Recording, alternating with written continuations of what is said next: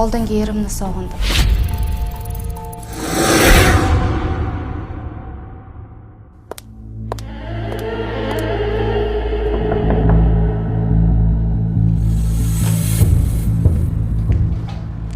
Assalomu alaykum. Mumkinmi? Mumkin. Keling o'tiring. Sizni juda mashhur psixolog deb eshitdim. Qabulingizni 1 oydan ziyod kutdim. Oilaliman, 3 ta farzandim bor. Xo'jayinim hamma sharoitni qilib berganlar. Uyimizda hamma komfort mavjud. Mashinam bor. Dugonalarim bilan kunda kunora kafega boraman. Bolalarimiz eng zo'r bog'cha, eng zo'r maktablarga borishadi. Xullas, yeganimiz oldimizda, yemaganimiz ketimizda. Lekin baribir bo'lmadi. Men oldingi erimni sog'indim. Oldingi erimni qaytarish uchun qabulingizga yana necha marta kelishim kerak? Bilasizmi?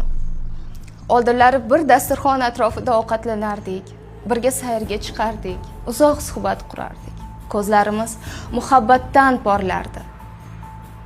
Hozirchi? To'g'ri, hozir hamma narsamiz bor, lekin tobora bir uydagi begonalarga aylanib bormoqdamiz. Menga maslahat bering.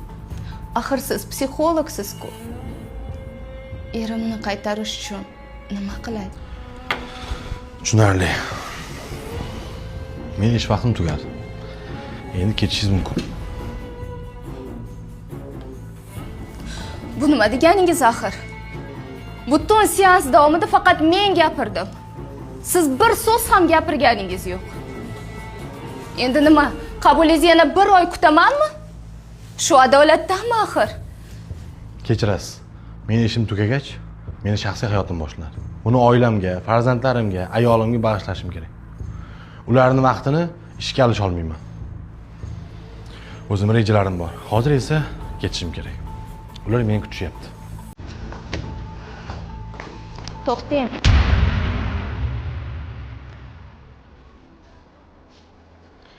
Yur onasi. Bolalarni bog'chadan olamizda sayrga chiqamiz.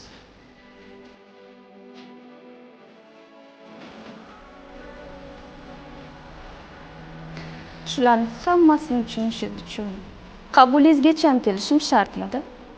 Adasi? Zato bir-birimizni tushundik. Ketdikmi?